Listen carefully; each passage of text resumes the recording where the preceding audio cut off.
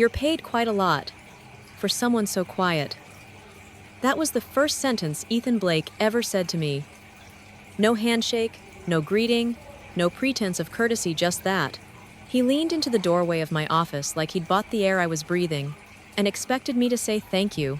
Clean suit, trimmed beard, smile so sharp you could cut through truth with it. I remember pausing. I didn't stand.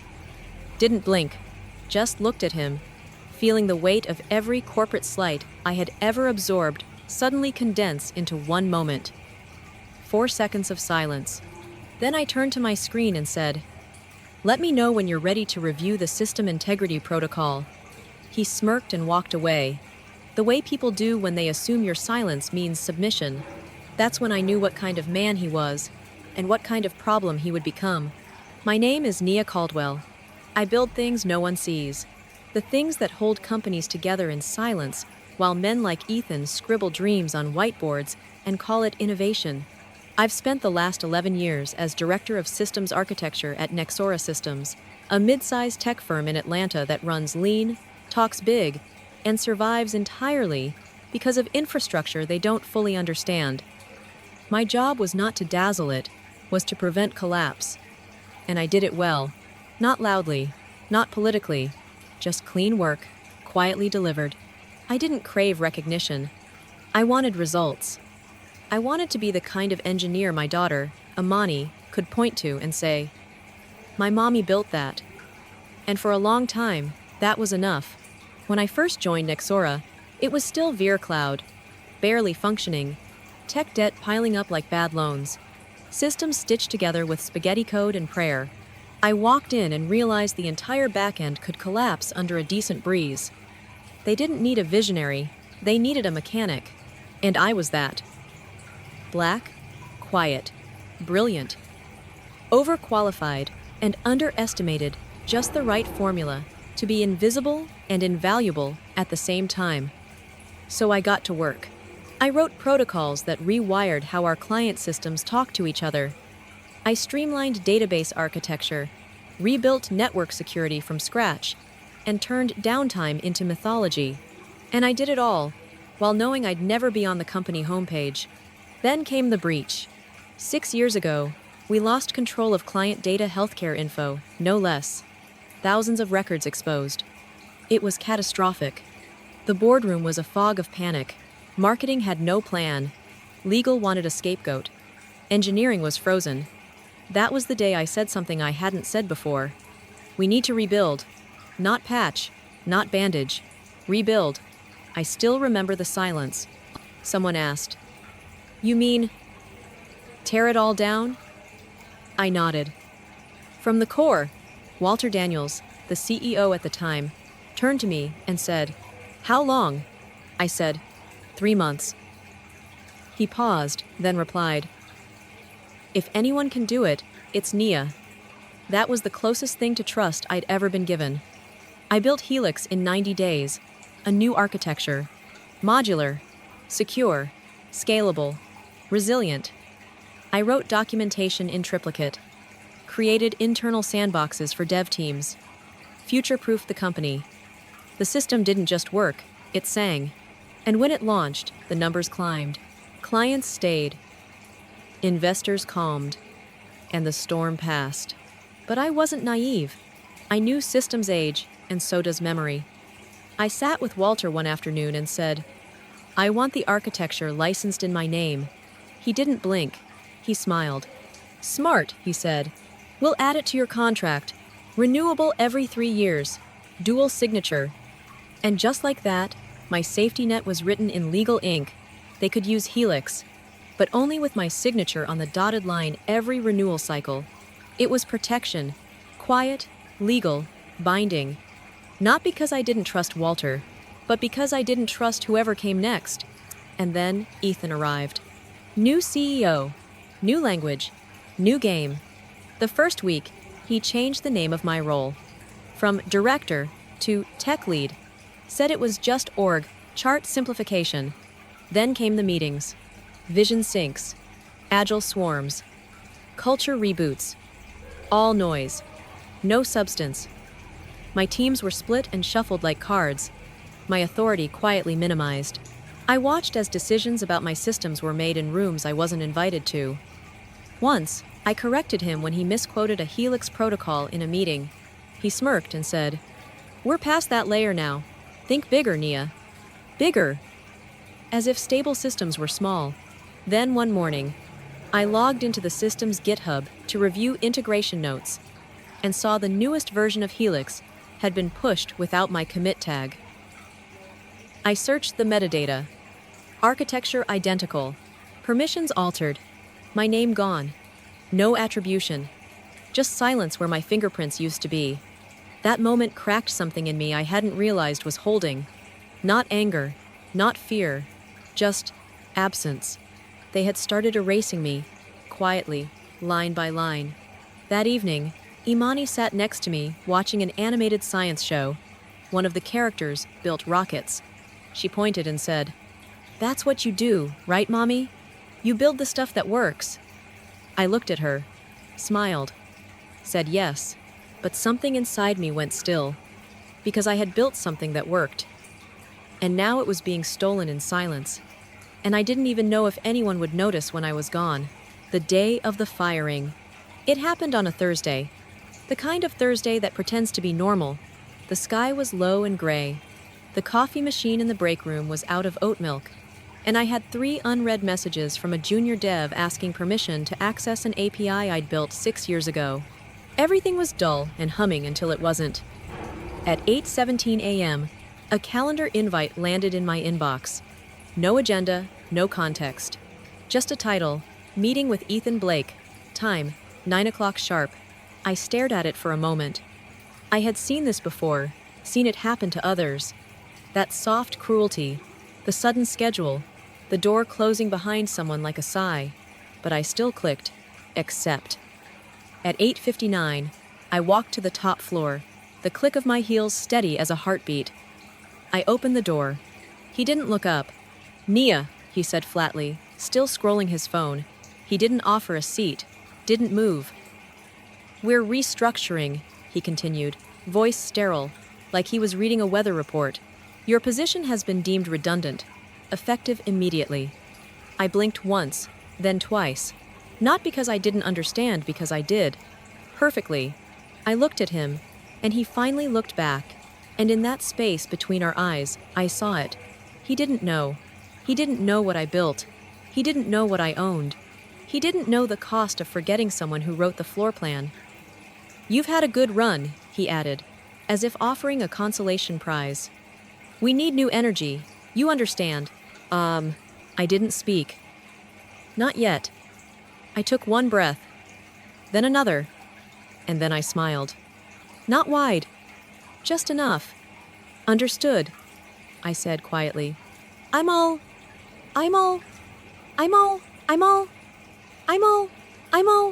He nodded, already turning back to his screen, dismissing me like an expired contract.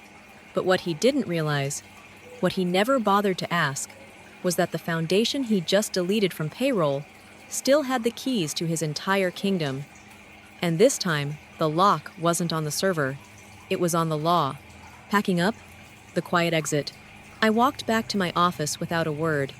The hallway felt longer than usual, not because of the distance, but because of the weight. My body moved before my mind caught up. I opened the drawer on the right side of my desk, the one nobody else ever touched. Inside, 3 technical notebooks, a dried-out whiteboard marker I kept out of stubbornness, and a folded drawing Imani made last summer. It was a picture of me standing on a glowing motherboard, wearing a cape made of code. The words at the top. "My mom built the internet." I paused, the paper soft at the folds, worn from where I'd touched it before. The office was unusually quiet. Word hadn't spread yet. Or maybe it had, and silence was the only safe reaction. A junior engineer passed by and glanced in. Our eyes met. She hesitated, like she wanted to speak, like she knew but she didn't. Instead, she nodded slightly and walked on. No one else stopped. No one asked questions. That's the thing about quiet exits. They're designed to go unnoticed, so the building doesn't have to feel guilty. I packed slow. Not because I was sentimental, but because I was calculating. Every movement had weight. Every item I touched reminded me of something I had built, defended, improved. 11 years of making sure no one else had to stay late because I already had. 11 years of protecting systems that they used without ever learning their names. I placed the notebooks in the box, slipped Imani's drawing in last, closed the lid with the kind of care people save for breakables. As I walked past the server room, I caught my reflection in the glass. Calm. Too calm. But that was the thing. I wasn't angry. I wasn't broken. I was awake. And deep inside, where most people hide their rage, I felt something different. Leverage. He thought he had taken everything. What he didn't know was that I had already laid the traps long before he arrived. Not out of revenge, out of foresight. He fired me. But he didn't know that what he needed to run his empire still ran through me. Home alone. Grief, flashback, and realization. The apartment felt colder that night, though the thermostat read the same. I set the box down by the door and didn't unpack it. Just stood there for a moment, still in my coat, listening to the sound of a home that hadn't caught up to the news. Imani was at her grandmother's for the weekend, a gift of space I hadn't realized I would need. I walked to the kitchen, poured a glass of water, and stared at the backsplash like it owed me answers. There was no one to talk to, which was somehow easier. No forced optimism. No! You'll land on your feet. Just silence. Honest, bare, and sharp. I sat on the edge of the couch and let my fingers fall into my lap. For a moment, it all started to rise, the weight, the shame, the betrayal. The images came in flashes. Ethan not looking up, the smirk, the feeling of being managed out of your own legacy. I thought of Walter, the way he used to print contracts in triplicate, the way he said my name like it meant something. I closed my eyes and saw a younger version of myself, sitting in a conference room at my first job, gripping a notepad and pretending not to cry when my work was credited to someone else. That girl never fought back. She buried her brilliance in silence. Then, like a match striking in the dark, I remembered the contract, the one Walter had insisted on. The licensing clause. 3-year renewal. No auto extension. Dual signatures. I pushed off the couch, moved to the bookshelf, and pulled the black binder from the top shelf. My fingers flipped without thought, page after page of policy, technical diagrams, legal attachments until I found it. There, my name, in ink, next to the architecture ID and license term, the expiration date. Sunday, 3 days from now. Unless explicitly renewed by me, Nexora would be operating in breach of intellectual property law. I stared at the sentence and smiled.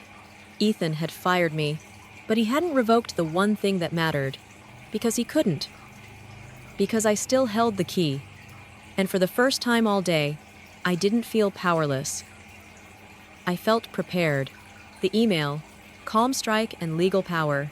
I spent the rest of that evening, not mourning, but mapping. I opened my laptop, not for comfort, but for clarity. No music, no distractions.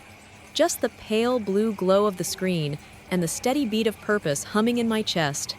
I reread the licensing clause 3 times, highlighted it, scanned the original contract, cross-referenced timestamps, signatures, renewal terms. Every line pointed to the same truth. I wasn't just the architect, I was the gatekeeper. And they had locked themselves out. At 10:27 p.m., I began to draft the email. I didn't need a lawyer. I didn't need theatrics. I needed precision. The subject line was simple, clinical, impossible to ignore. Notice of system licensing expiration. Immediate attention required. I addressed it to Nexora's legal team and copied Ethan. New flourishes, new emotion, just terms.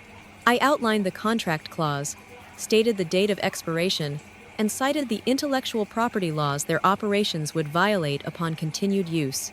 Then, I attached a scanned copy of the signed licensing agreement with my annotations in yellow. Not a single threat, not a single insult, just truth undeniable and time-stamped. I sat back for a moment, my finger hovering over send.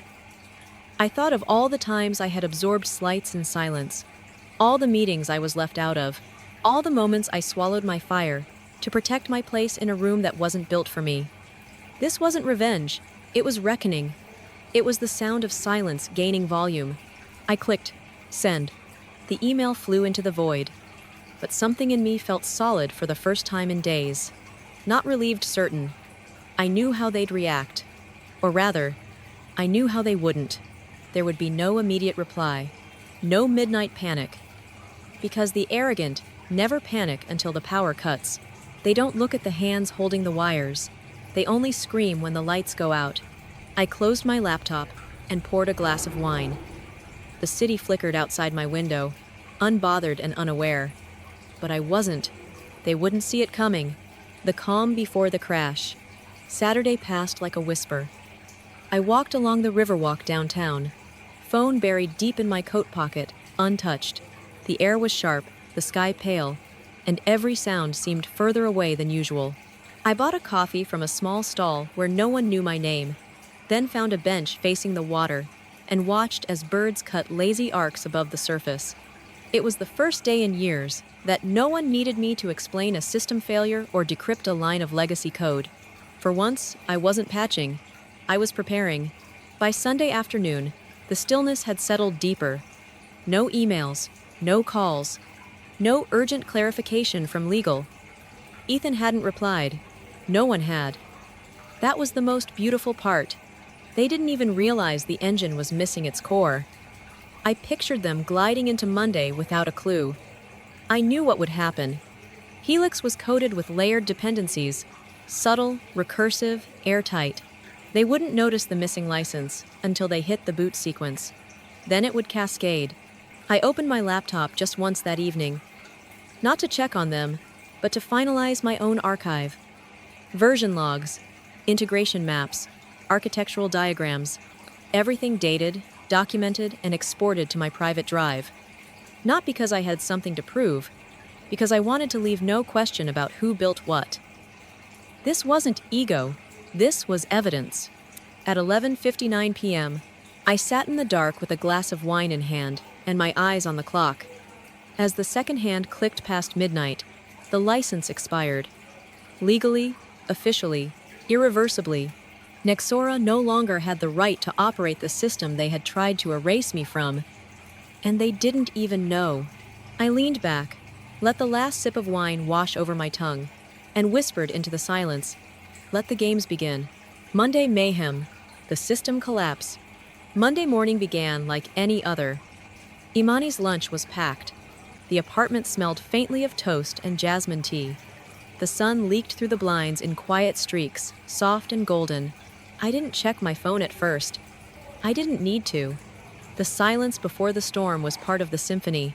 At exactly 8:06 a.m., the first message arrived. A short, frantic ping from Nicole in product operations. "Nia, did you shut it down?" 2 minutes later, another. "Are you seeing this? Systems are down, all of it." By 8:15, my inbox was a wall of red flags. No client dashboards, no internal tools. Payroll frozen. Analytics gone. Even the help desk portal had blinked to a blank screen. Every thread that held Nexora together had unraveled. Quietly, elegantly, completely. And behind it all, Helix, the architecture I had built, locked behind the license they let expire. I sipped my tea and opened my laptop. Not to troubleshoot, just to watch. The notifications rolled in like surf breaking against a dam. One message from a former dev whispered, "Is this you?" Another simply said, "It's chaos in here." By 8:30, the board had been alerted. A company-wide memo marked "Urgent" went out. I wasn't on the list, but someone forwarded it to me anyway. Subject: Catastrophic system outage. Client escalation in progress. I read it once, then again, slowly, letting each word unfold like an overdue apology. I could see Ethan now storming through the 7th floor, barking orders at engineers who had no idea where the fault line was. Legal, scrambling for the contract they never read. Interns whispering in Slack threads, asking who owned the system. But ownership was never about title. It was about authorship, and I was the author they deleted too soon. I sat back in my chair, the room filled only with the soft hum of a quiet home. No panic here, just knowing, because they had ignored the one email that mattered. And now, they were reaping the consequences. The call, Ethan's panic, and the power shift. At 9:12 a.m., my phone rang. Unknown number. I let it go to voicemail. It rang again at 9:15, and again at 9:18.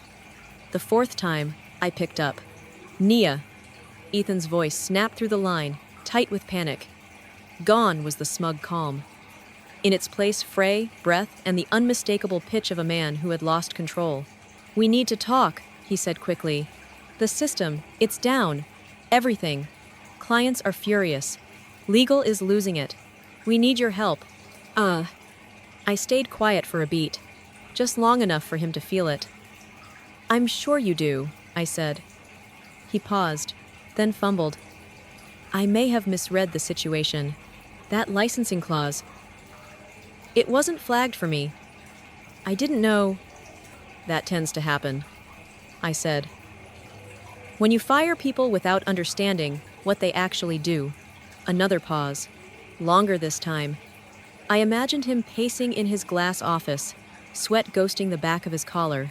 This doesn't have to escalate, he said, his voice softer now. Just come in, we'll sort it out. I leaned back in my chair, calm like a still lake. I'm not coming in, Ethan. And it has already escalated. You made that decision when you dismissed me like I was a line item. His voice hardened again. So what do you want? There it was. The shift. The moment he realized he no longer held the pen. I want a formal proposal, I said. Licensing terms. New rate. Support parameters. And this time, I'm not operating as your employee. Silence. The kind that tastes like metal. Then, you're serious. Dead serious. He exhaled through his teeth. We'll be in touch. The line clicked dead. I stared at the phone for a long second, not with satisfaction, but with clarity. The fear, the doubt that had clung to me like static since Thursday was gone. This wasn't about revenge. This was about reclaiming, quietly, strategically, without shouting. Just like I had built that system one precise layer at a time. The negotiation begins, terms and tension. Walking back into the Nexora building felt like stepping into a mirror where all the angles had shifted. The security guard looked up and blinked, unsure whether to greet me or call someone. I gave a small nod. Nia Caldwell, I'm here for a licensing negotiation. The words hung in the air, strange but firm. This time, I wasn't here to clock in. I was here to set the rate. I was buzzed through like a guest, not escorted by a manager or folded back into the team. The elevator ride was silent, but not empty. The weight of changed dynamics filled every floor it climbed. Upstairs, Ethan stood in the hallway outside the main conference room, flanked by legal and someone from operations. He tried to smile habit, maybe, but it didn't reach his eyes. I didn't return it. I walked in, placed my folder on the glass table, and sat. Let's be clear before we begin, I said. Voice even, eyes direct. I'm not here as your staff. I'm not here to fix your mistake. I'm here to license my work, on my terms. Ethan nodded stiffly. Legal adjusted her glasses and opened her notebook. I outlined the terms without flinching. 1. A 12-month, non-exclusive licensing agreement. Paid quarterly. Total fee, $1.2 million. 2. Public acknowledgement of Helix's origin. My name, printed clearly, in technical documentation, client materials, and investor communications. No euphemisms. No erasure. 3. All support to be provided only via external contract. No internal access. No quiet handovers. Every engagement documented, billed and bound. A long silence followed. Someone from legal scribbled furiously. Ethan's jaw clenched like he wanted to argue, but knew better. That's a steep number, he said finally. I met his eyes. It's a fair number for the system that's running 85% of your infrastructure. And let's be honest, You don't have time to rebuild it from scratch. Someone tried to float softer language for the attribution clause. Could we say inspired by or originally developed by? No, I cut in.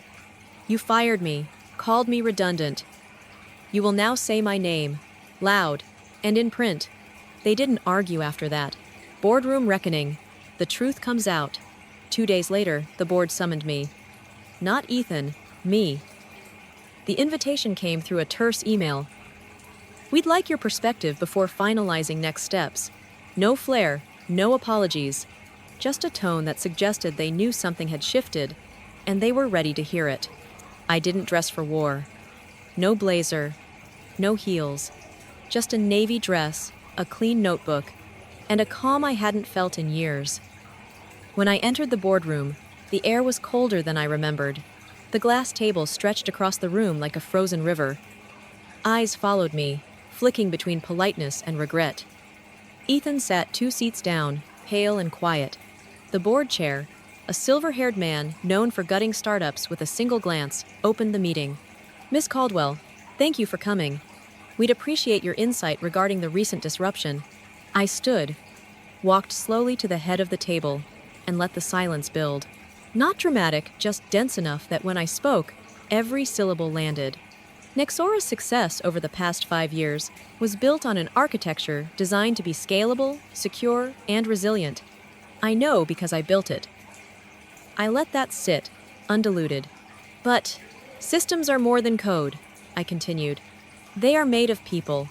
And when leadership treats foundational systems and the people behind them as replaceable, you don't just risk downtime, you risk collapse. I walked them through it. The licensing lapse, the ignored emails, the breach of contract, every document, every timestamp. I laid it out like courtroom evidence. Clear, methodical, unshakable. Then I turned to Ethan. Your CEO terminated the only person holding the system's backbone without consulting legal, reviewing infrastructure contracts, or understanding what made this company stable. I turned back to the board. This isn't about blame. It's about truth. Leadership malpractice is not just reckless, it's dangerous.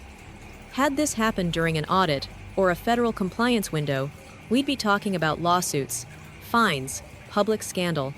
The room went still. Then, slowly, the board chair nodded.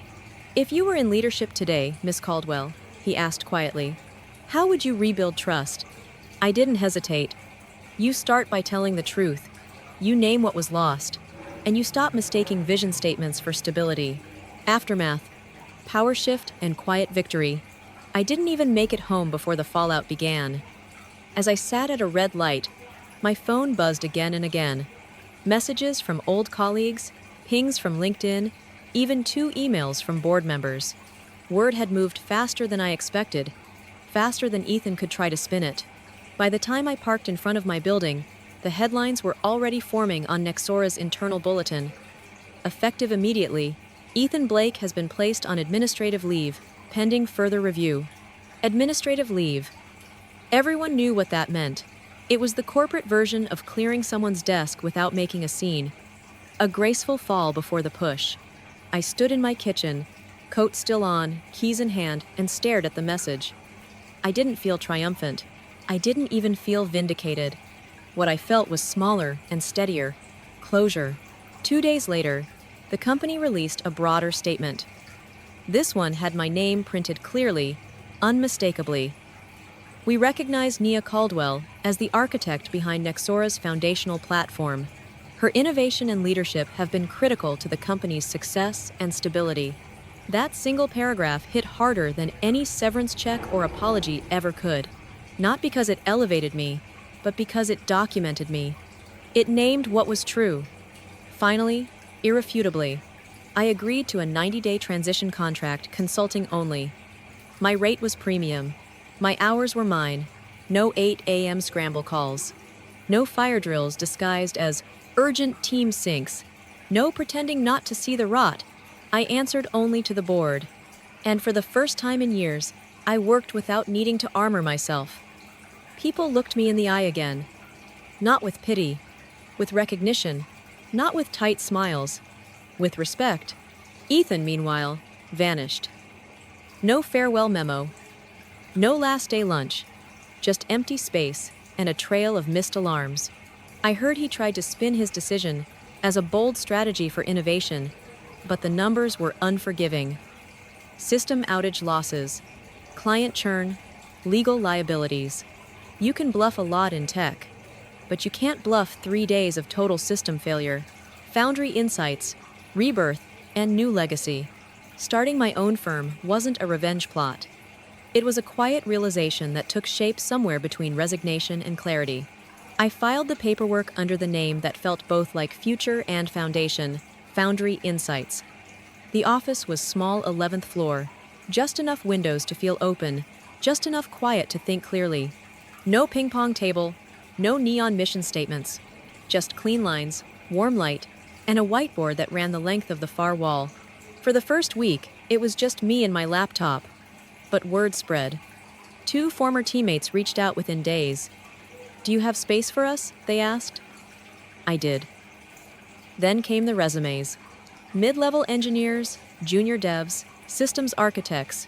Some burned out, some passed over too many times. All saying the same thing in different ways. I want to build again. I want to matter. I knew that language. I had spoken it in silence for years. So we built new rules. Clear IP clauses in every contract. Transparent credit on every product. No vague ownership. Everyone knew whose hands had shaped what. We had weekly one-on-ones, not just about performance, but about vision and mental health. No one here had to armor up just to show up.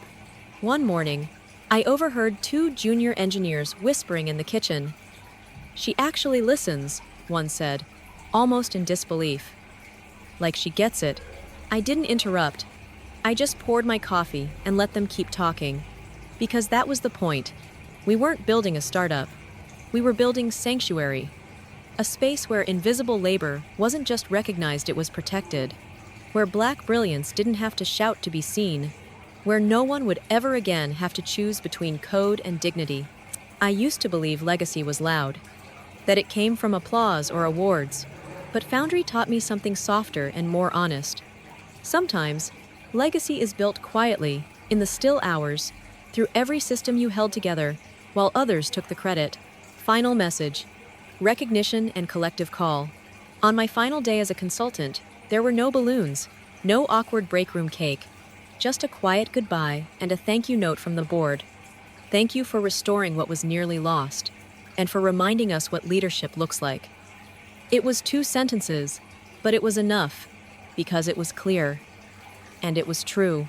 I walked out of Nexora with no fanfare, just my laptop bag slung over one shoulder and the piece of a story finally told on my own terms. I didn't feel victorious. I felt whole. Whole in a way I hadn't since the first time someone forgot to copy me on a technical email for a project I designed. That wholeness stayed with me as Foundry grew. Not fast, not flashy, but honest. We took on contracts from companies that wanted systems to work and people to stay. We didn't promise innovation. We delivered stability. In every brief, we named our contributors. In every client pitch, we told the full story. One night, after reviewing our 3rd successful infrastructure deployment, I paused at the whiteboard and looked around the office. Imani's drawing now hung framed above the conference table, her mother in a cape, circuits shining behind her. Below it, someone had written in soft marker, "Systems run on people," and I realized that the question had shifted. It was no longer, "Will I be remembered?" It was, "Who am I making space for now?" Because somewhere out there, another Nia is being erased.